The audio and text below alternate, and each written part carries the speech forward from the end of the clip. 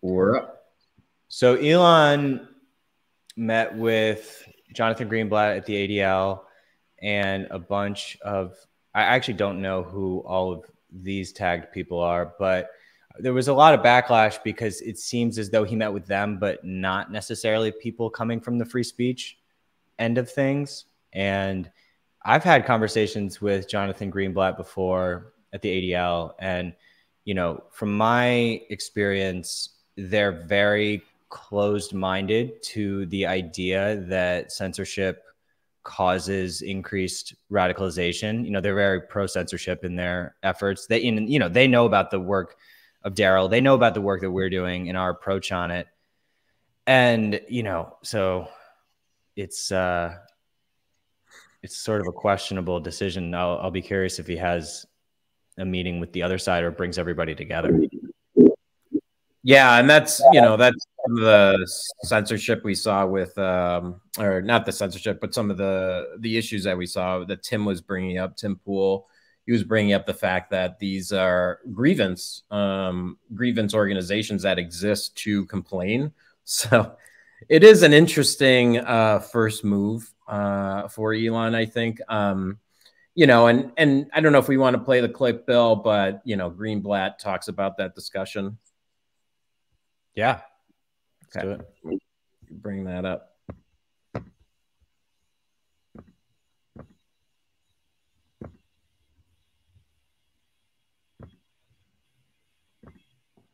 I'll edit all of this, FYI. So while we have been concerned, and I've expressed it on this show, where would Elon take the platform? I've now had several conversations with him. He held an audience, not just with me, but I brought together other civil rights leaders from our Stop Hate for Profit coalition. And, actions speak louder than words, but I'm encouraged by what I heard this week. You are? Okay. Can you give us some color on that? Sure. What did you hear?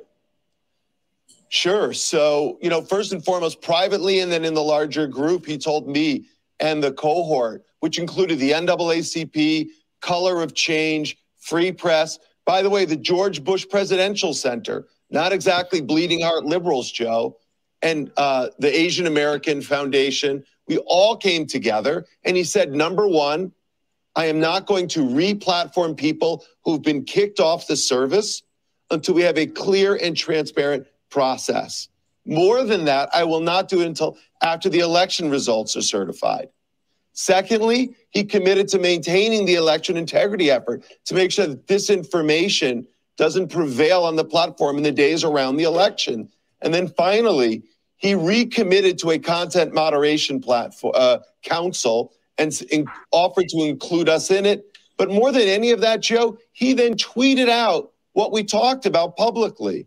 So look, like I said, this is just the tip of the iceberg. I still have a lot of concerns, but I was really encouraged that he took the meeting, that he listened earnestly. I would tell you, like, he was very present for the whole conversation. And then he did what he said he was going to do. That's a lot more than I've seen from Mark Zuckerberg, that I've seen from other tech CEOs. I'm glad that Elon did it. And look, Elon is 4 days into owning 4 business days into owning the company. He certainly doesn't have it all figured out yet. And it's crazy to think that he would. But the reality is, Twitter has been a hellscape for a long time. Raw anti-Semitism, the kind of sludge that Kanye West has been promoting, that people like Richard Spencer have been promoting, that others have. He said to us, he said, I don't want hate. I don't want threats. I want to increase the joy. We all agreed with that. Yeah, good luck eliminating hate from. I know. Well, and I think like the biggest thing for me when it came to that statement was the fact that they're waiting till after the midterms to make any changes. I mean, it's just so reminiscent of like, trust us, we're big tech, like we've kind of seen how this is played out before. They've downranked stories because they didn't want it affecting, politics or the presidential race or whatever. Like, why? I guess what is the significance of waiting until after the midterms to make any changes? I give him a little bit of slack there. I mean, the part where he said, Elon did just take over. So like, I think like taking a second to like, I mean, there's a lot of people that were probably banned from Twitter for breaking the law or spamming, like things that you might actually not just want to like universally unban everyone. I mean, there's probably some people who might have done some stuff that was even illegal. So I actually give him a little bit of leeway, but yeah, it's interesting timing with the election coming up, obviously. That, I mean, it's just interesting in general that this is happening like right before the elections. So yeah, and not taking action is taking action. Yeah, exactly. So by, you know, waiting, you're sort of saying, okay, well, we're gonna continue with current status quo policy, which we don't even know. We still don't know what's happening with the algorithm. Like, you're 4 days in and you haven't made a single comment about the algorithms. Well, the thing that's scary is like you listen to that guy and like, I don't know, it's interesting because like everyone wants less hate. Like, you know, you're hard pressed to find anyone who like wants hate to like, but they just have it all wrong in terms of how you actually combat hate. Like, you don't, you know, it's just like you don't just ban it away and then it's gone. It's like you have to. And yeah, and he's saying like, you know, he's bringing up Kanye and like making it seem as if, you know, existing Twitter has been a hellscape. And so, but Elon is clearly going to I mean, Kanye is already back on, right? Right. And so, but it's like Greenblatt wants that all completely gone. Right. So, you know, they had a conversation. Everybody says they don't want hate. Of course, none of us want hate. Right. Like, it's just like, that's just not a solution. It's like, look at what's happening to Kanye right now. He's getting isolated and shunned by everyone. Like, is that going to make him magically like change his mind about anything? Like, no. Yeah. Same thing's happening with Kyrie Irving right now. He's getting like attacked because, you know, and just kind of shunning him isn't really the way to go. I mean, that interview where Kyrie was getting in the press conference, that was like a really interesting interview. I think Kyrie's a little bit more articulate than Kanye from that interview. I don't know what Kyrie's views are about all this, and maybe he said some crazy stuff in the past, but yeah, I mean, you can see like Kyrie, and I think Kanye might have posted something about Kyrie. I think he posted a photo of him on Instagram. Yeah, I think he did. I want to check that, but you know, so it's like you see the people who are getting attacked like clustering together. Yeah. Which of course they're going to do that, and you know, just demonizing them is not going to be effective, which is, I don't know. We have pretty definitive research with Sean, you want to bring up the censorship effect paper? Sure. So yeah, it's the Daryl Davis method proven true. Yeah. So, you know, just scroll through this to give people the idea. You know, you can scroll for a while. Yeah, so there's 85 pages. There's 80 pages, you know, yeah, leave it here. So with Daryl Davis, Jesse Morton, Justin Lane, and Laurent Schultz, both PhDs, and then also some other major researchers in the field, both Dr. Nafis Hamid, Dr. Sofia Moskalenko. I mean, these are like serious de-radicalization researchers who have kind of been a part of our paper here, showing and documenting how censorship leads to increased isolation, radicalization, and does not fix the problem. And so what is the solution? The solution is dialogue and engaging with those people. And it's going to be an ugly journey, probably, but like, it's already ugly. So it's like, what are your options? Ugly and people getting worse, or ugly and people getting better? And maybe it's a little bit more ugly when you let everybody on, but you can also build tools so that people don't have to see what they don't want to see. And I mean, I have seen statements from, you know, Elon did respond to a recommendation about like having different game modes. So you can be in like crazy Twitter, or you can be in normal Twitter. And that's what we've built on Minds with the build your algorithm function.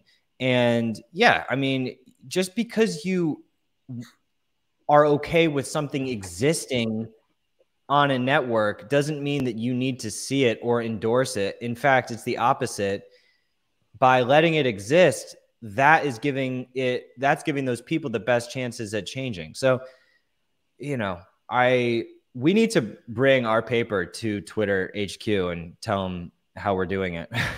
The Streisand effect definitely seems real too. It's like the Kyrie thing, like, I don't know. I never would have known anything about it if they had just let him like leave his post up, but everyone like makes this big uproar, and now like how many more people know about it now? So it actually can amplify when you try to like shut something down. It actually every time a huge profile person this happens to, I mean, it gets crazy. What was interesting to me, I don't know if you saw Jordan's post about on Russell Brand. He was saying how he thinks all anonymous accounts should be banned. Yeah, yeah. Which I think a lot. Yeah, I think he has a misunderstanding of the problem, and I think that it's probably coming from a reasonable place. But you know, anonymity, like people are still openly trolls on their real name. Yeah. I think it just gets into the reputation again. It's like the problem isn't so much the anonymity. It's just like there's no accountability, really. Well, and Jack, something you brought up, which I think is important, is I don't think anybody is advocating for accounts to be brought back that broke the law or were, you know, like seriously, like harassing people, like, you know, like physically, harming, threatening to harm people physically and stuff. I don't think people are arguing for that, but I think where a lot of people were excited with Elon was the fact that he was going to come in and restore the accounts that just got banned for actual jokes and speech, and there's a lot of accounts out there that were banned just for something they shouldn't have been banned for. And I think sending a message to everyone, him coming in and turning those accounts back on, I think that would send a huge message. And I know it's only been 4 days, but I kind of understand people's frustration because we thought he was going to be the guy to come in and restore it. I mean, they're going to get restored. There's no world. He is literally friends with he loves the Babylon Bee. Like, they're coming back. Like, I think that he's being diplomatic because he doesn't want to lose advertisers, which is understandable. He did say that it's going to take a couple weeks to kind of make some decisions. It is reasonable not to completely tear it apart and freak everybody out. I also understand the frustration. Like, he has done certain things already without waiting. I mean, he's made huge decisions without waiting. He fired the whole executive team. He fired Vijaya. He fired, everybody. Pretty much the CEO, the CFO, and why didn't that go through more of a process? Right. And I think that's what everyone was expecting, is kind of like the hammer, the sledgehammer approach, where new CEO, he paid $40 billion. He's going to come in and start making some huge changes. And I understand he's limited on some of that, but yeah, it's going to be interesting. I don't know if you want to see Tim Pool's take. I'm team Tim on this. I agree with Tim. Now that Elon's going to, essentially charge people $8 a month for their verification, we are now no longer the product, we are the customer. And I think part of, voting with your wallet and the rights consumers have is to protest or, take their subscriptions away if they don't agree with the direction of the company. So I thought Tim had a really good take. I don't know if you want to see that. Yeah, go for it. My battery is dying. I can't believe it. My cord. Keep going. Okay. Where's the good faith? This is the way I described it earlier today in my morning show. When I go to McDonald's, I can actually see the burgers under the heat lamps. I know they're sitting right there. You tell me you make burgers, I can see the burgers. Okay, I'm going to give you $8. Hand me one of those burgers. Elon Musk comes in, pay $8, and we're going to do these things. And I'm like, okay, well, show me that you actually do that, and I'll consider giving you money. For the time being, it looks like this is probably why he didn't want to buy the platform. It's not just about whether or not he can monetize it. It's that I'm willing to bet he knew, I wonder, that no matter what he does, the left will refuse to work with him. He's a billionaire. Communists don't want to pay for things, and they're not going to pay a billionaire. So maybe he was like, okay, if I buy this platform, there's a lot of communists in this company. They're going to quit no matter what I do. Advertisers are going to pull out no matter what I do. I better not buy it. Then he was forced to buy it. Now he's desperately pleading with them, please, please, I'll do whatever you say. They said they were going to, We'll stop it there. But yeah, I mean, it's more along the lines of, you know, is he going to make the changes that we expected? And if you're paying $8 a month and you're trying to get people to pay $8 a month, I think it's an interesting shift, in my opinion, from product to consumer. He does need to yeah, I mean, people are going to get frustrated. It's been 4 days. You know, I saw Styx pushing back on Tim, actually, and saying that, you know, give him time, and sort of agreeing with the approach. Styx Hexenhammer.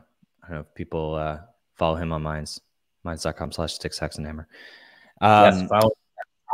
But I mean, he has to be a peacemaker, and we have to understand that. I am willing to be patient for sure. You know, I'm sort of in give it a month or two territory. And depending on what things look like at that point, I mean, you know, the head of moderation, who they still have, and I'm not trying to demonize this guy. Yeah, Yell is his name. Yeah, I want to bring him up. He's probably extremely knowledgeable about the Twitter moderation process, and you know, from Elon's perspective, keeping him there. You know, that guy is in a very powerful position. By the way, Sean, I keep getting a scrolly or like a spin wheel. I don't see anything on the screen. I see it. You do? Okay, so maybe it's just me. But if Elon can achieve a new content policy and keep their current head of moderate trust and safety in the place that he's in and keep people feeling comfortable, it's like, how do you navigate that? And the big question is, what is the new content policy going to look like? Yep. Because with this new content, regardless of who's on the moderation council, who's the head of moderation, it doesn't matter. What matters is the content policy.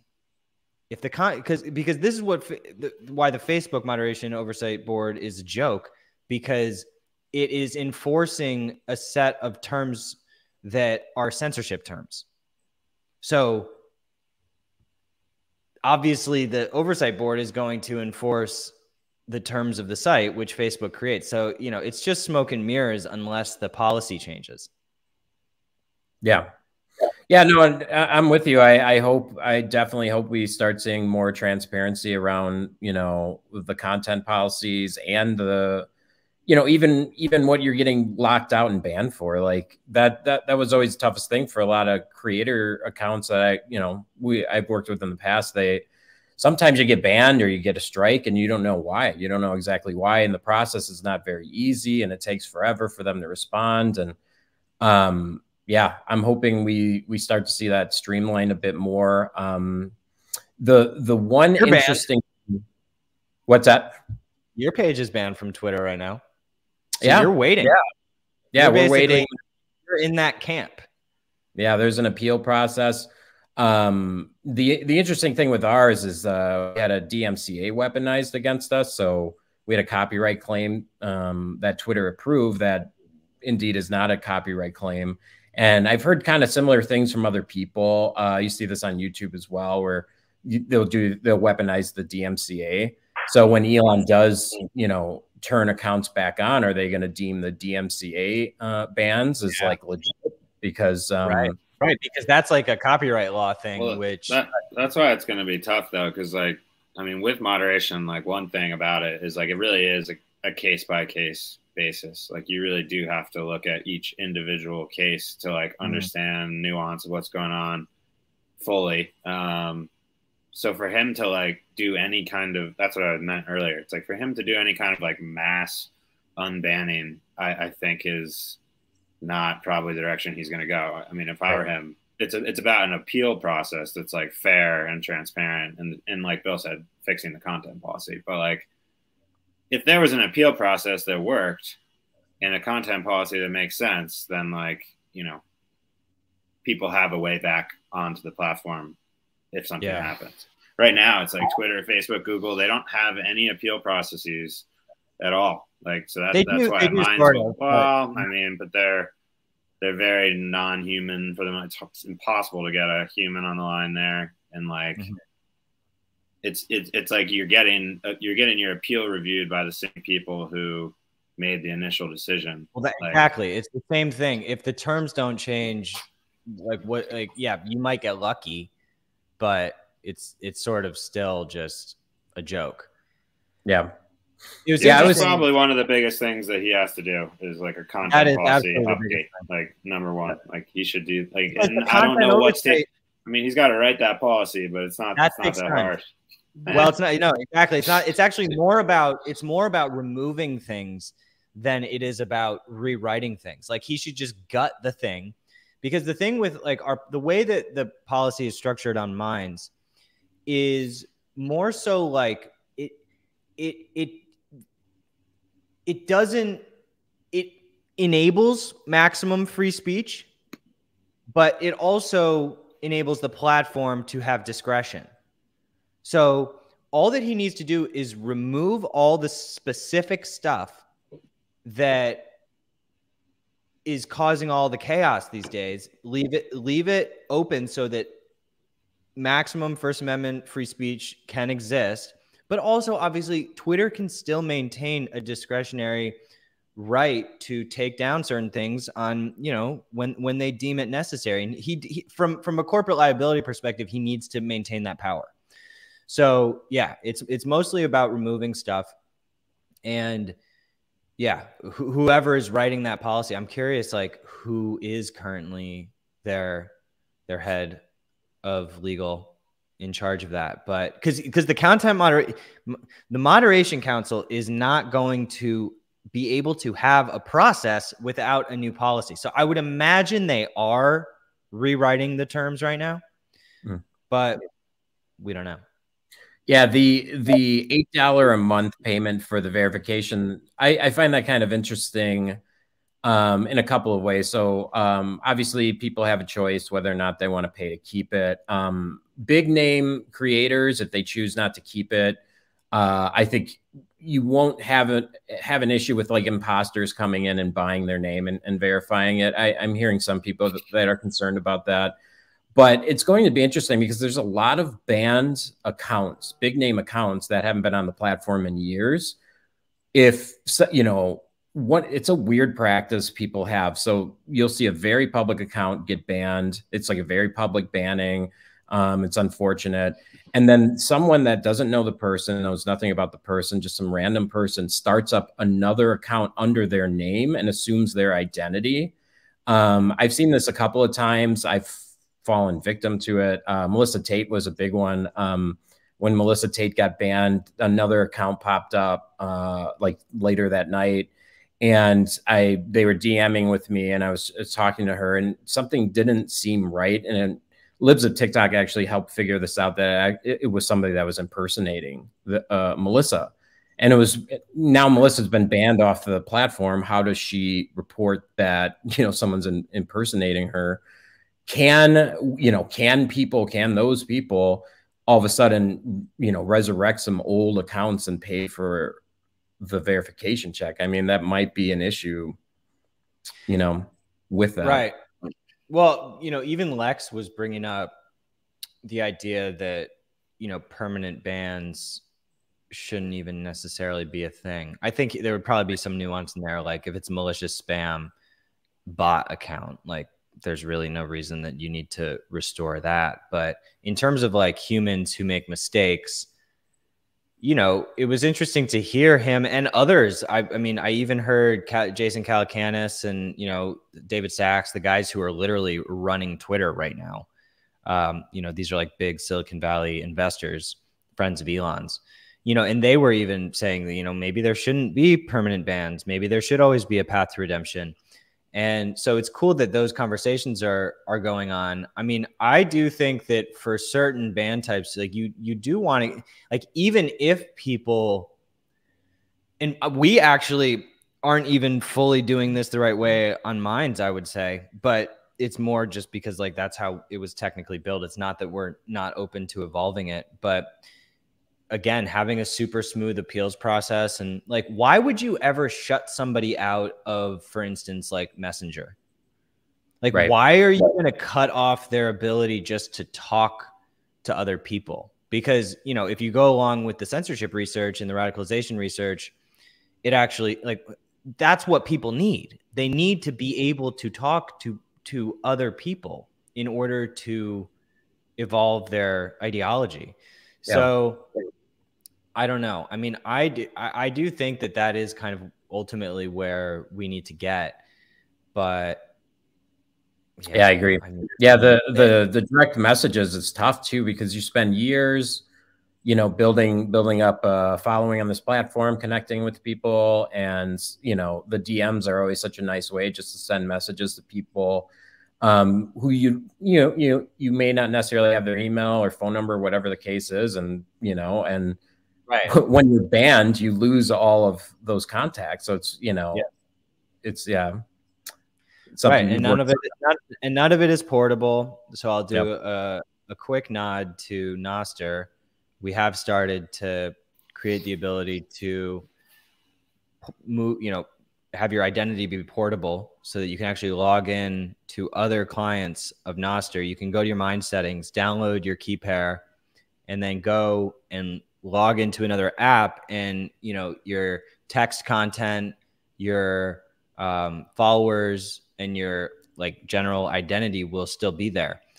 It's nowhere near like you know, having all of your DMs, and well, actually, it is theoretically possible to have your DMs carry with you and your private key, but you know, it's not going to be a super smooth experience yet. But like, this is the type of thing that I think.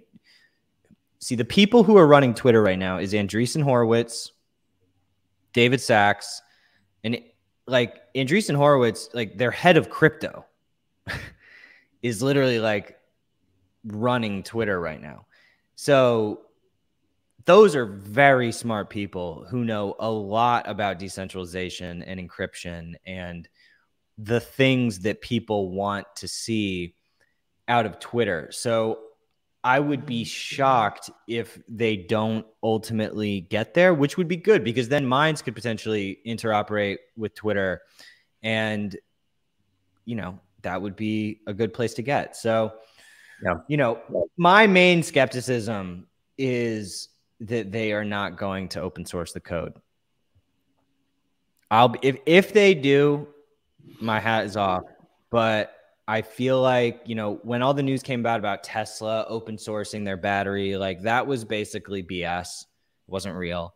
All they did was say that we're not going to go after people, you know, who are in the same market. So they basically said we're not going to enforce our patents. They didn't like open source the blueprints to build a Tesla battery.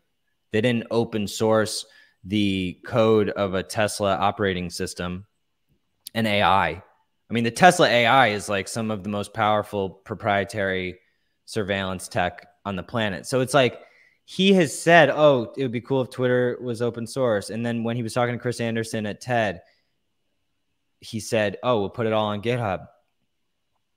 If he does that, then we're going to be able to see the whole version history. Every time they tweak the algorithm, every time they shadow banned. And that's what we need. That's the standard that we need to hold them to. More than likely, if they open source it, they're probably not going to open source the whole version history to show all the skeletons in the closet. But if that's what I'm so curious about, because those are the conversations that they're having right now. They're looking at the shadow. Like Elon already knows, I guarantee you, all the sketchy stuff that they've done. There's so much that he knows and that whole team is now aware of, now that, you know, the Tesla and SpaceX engineers have been in there. They're auditing everything. So at this point, we, the general public, are out of the loop, and they're now spoon feeding us information. Yeah. That just is what's happening. Yeah, it's interesting. That's your big thing. My thing outside of restoring, banned accounts that shouldn't have been restored, is to see how he's going to monetize the creators on the platform. That's been one of my biggest criticisms of Twitter and most of big tech outside of YouTube for a long time. In some cases, people are spending, hours on Twitter. Some people are unfortunately addicted. But it's a lot of time that they're spending on the platform. They're creating content. They're essentially doing the things that Twitter needs to be as popular as it is, and they don't get reimbursed right now. And that's one of the things Elon promised to do, was to monetize their creators. Obviously the alt tech platforms, Minds, Odyssey, Rumble, like our focus is to monetize the creators, and we think that's super important, and that's something we need to figure out. And with our new Supermind option, which we can look at in a second, which is really cool because people's audience can also get something back for helping the creators that they follow. But I'm just curious to see, like, Twitter, because of how massive it is, how will they monetize their creators? What is going to be the thing that they're going to do smart stuff. I mean, I've seen posts where it is apparently like a leak. Oh, Twitter is currently building like paid DMs, which is similar to like a private Supermind that we've been talking about. And so like all these ideas are kind of out there. I saw a funny post though. Elon responded to Eric Voorhees, who made a comment like, hey, what's the problem? You pay for Twitter Blue $8 or you are the product? And Elon responded with like a bullseye emoji, but it was sort of like a self-own, because it's like, well, wait a second. You're acknowledging that all the free users are the product. Are the product. You're not going to like creators. You're not going to stop doing that. So that's just funny. And it shows like because Elon is like a surveillance mastermind. That's what, I mean, Tesla is a surveillance engine, not necessarily with dark intentions, but it's what they are. And so Twitter's ads are very similarly creepy to Google ads and Facebook ads. So, stopping that, no, but from Elon's perspective, it's like, okay, we have revenue coming in. We have a whole ad system running on this right now. He can't just put a wrench in it. The whole company could implode. Even though it's private now, he can do whatever the hell he wants. So it's, but I just thought it was funny that he sort of acknowledged that, oh, you're still the product to all the free people. Yeah, it's free content creation. I mean, the amount of time people spend on there, it's absolutely insane. And, to some extent, Facebook as well, but I'd argue Facebook is only a chat app at this point, and it's good for their messenger and their groups. Like, I don't know. I don't, but yeah. It was also interesting. He called it, like, he said, he wants to get rid of the lords and peasants system that's in place now, but like what he's proposing is another lords and peasants system, because you're going to have the paid tier, which they're talking about making even more like impactful in terms of like discoverability. And definitely less of a lords and peasants system, because it's easier to become a lord, I guess, in the new system. It's easier to become a lord. Yeah. Having a multi-tiered business model is totally reasonable. Membership, like we have Minds Plus on Minds. Get it, please, if you're listening. Yes. Helps create a sustainable business. Yes. But, and we do rev shares with creators in Minds Plus. And, we actually, you need Minds Plus to get verified on Minds. That's how it's currently working. And it's interesting that Twitter's basically following what we're doing. But, it's just, it's not going to solve the bot problem like he thinks. Yeah, no, especially if he actually follows through and open sources everything. Like, as we've learned, that's one of the hardest parts of it, is that everything's public, it's much harder. You know, you have to really create like ungameable systems. Otherwise, like the instructions are right out there. So it's like if people can find an ROI to pay $8 with a bunch of accounts to like still manipulate, which I'm sure there is some ROI in there. Well, he did say that they're going to have 2 different badges, one for basically verified accounts, but then if you're a public figure, you get another kind of indication, which is similar. Well, yeah, you need one that's like you are who you say you are, and then one who's like one that's like I'm just, you know, it's just a trust symbol of sorts. Like it's a public figure, but it's also like to your point, the verified badge. Okay, you pay $8. That is a certain level of trust, but there will absolutely be gamers who go in there and still find an ROI on being a troll or doing spam within that. To which Elon did respond and say that they would just be immediately banned. But like, there has to be a way for somebody who isn't a public figure to earn reputation. And, because like, then it's like, who is a public figure? Because there's all these Wikipedia wars over who's a public figure. You've got countless, internet all-star influencers who are public figures, but like they're not Wikipedia public figures. And so then it becomes like, well, what is your, everybody's a public figure now to a certain degree. Like, what do you need? 10,000 followers like somewhere, right? That's so many people. So I'll be curious what system they use to indicate. But here's what's going to happen is they're inevitably going to have the exact same conversations we've been having about decentralized reputation and, portability of, these badges essentially that you can use cross-platform, because it shouldn't be like the same identity traits that you have on one platform should be able to be used everywhere. And it needs to be a standard protocol. Otherwise, you're just spinning your wheels again. And they're lock-in features to these individual platforms. And Dorsey has been focused completely on decentralized identity, verifiable credentials. And he and Elon are friends. So, and all the Andreessen Horowitz people know all about DIDs and verifiable credentials. So it's interesting that they're not publicly saying anything. Elon's not saying anything about that publicly right now, even though that those influences are in his ear.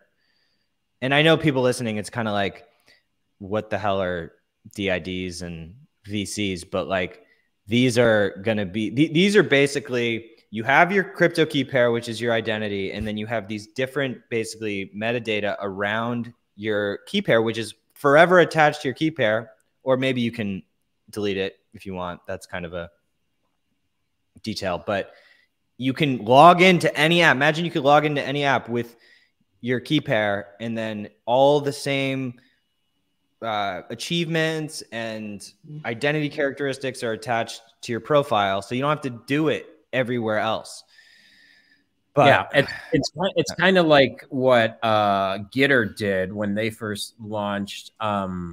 What they were doing is, say you joined from Twitter, you joined from wherever, they were mirroring your followers on the platform, which I guess is a little shadier way to do it, but it's kind of the same idea, right? Where if you have 40,000 people on Twitter and this option was available, you would take those 40,000. That was a centralized way of doing it, which was, I think it was misleading. Like Rogan got really pissed when Getter did that because, it was showing all their big users as having like hundreds of thousands of subscribers, even though that was just their subscriber count over on Twitter. Or wherever, like, right? Using Twitter's they were just using Twitter's API to grab that data. That data wasn't stored on, the user didn't own that data. That was just, but you're right that like it's still tapping into another data source, like on a different platform, but they weren't doing it in the right way, really. Gotcha. Getter has nothing technically interesting that I've seen from like, privacy internet freedom perspective. I think that, it seems like they definitely have a solid community, but yeah, it doesn't seem like they're really too interested in like the technology as much as like the political stuff. And they do seem to have some commitment to free speech. I don't know if it's First Amendment free speech. I haven't looked into their content policy specifically. Yeah. But that's just something I noticed. Like when I think it was around the time that Joe Rogan was talking about joining Gitter. I think that's when they had this massive surge.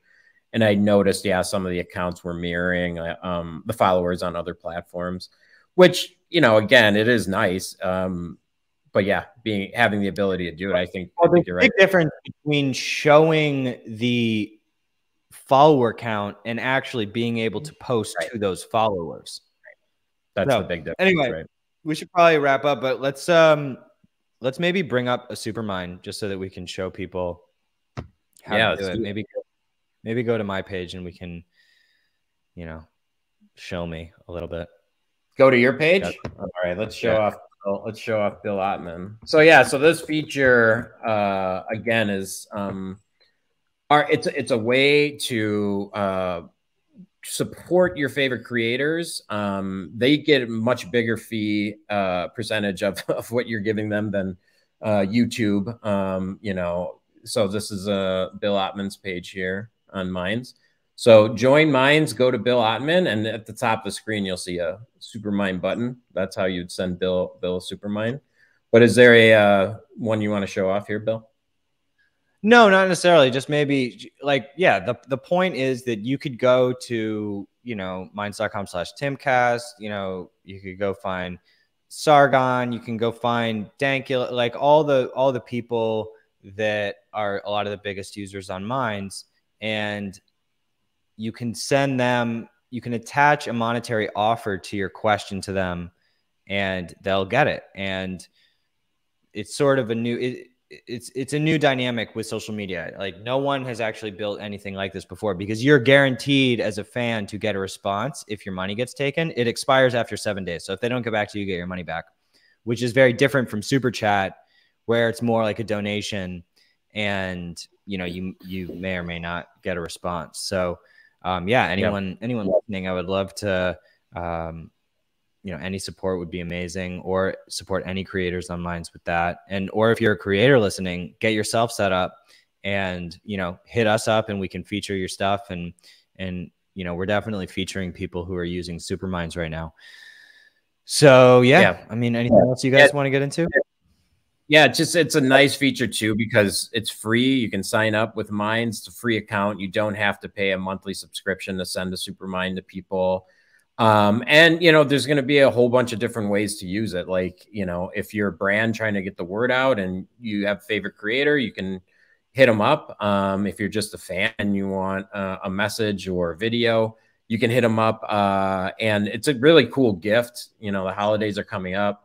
It's really cool, like getting, if you know someone that loves Tim Pool, for instance, or, Stephen Bonnell, Destiny, he can send a message. They'll send a message to you and you can give it to them. It's a really cool idea. And the whole process, you are supporting the creators. And it's just a really cool feature. So right here, it's all public too. So, if you go to Destiny's channel or Tim's channel, send them a question, like that's a public post that if they respond, like that's also a public post. So you're able to engage with creators in a public way and, grow your following if that's something you're trying to do. So yeah, definitely let us know your feedback, everyone. Thanks for listening and rock on. Till next time. Till next time.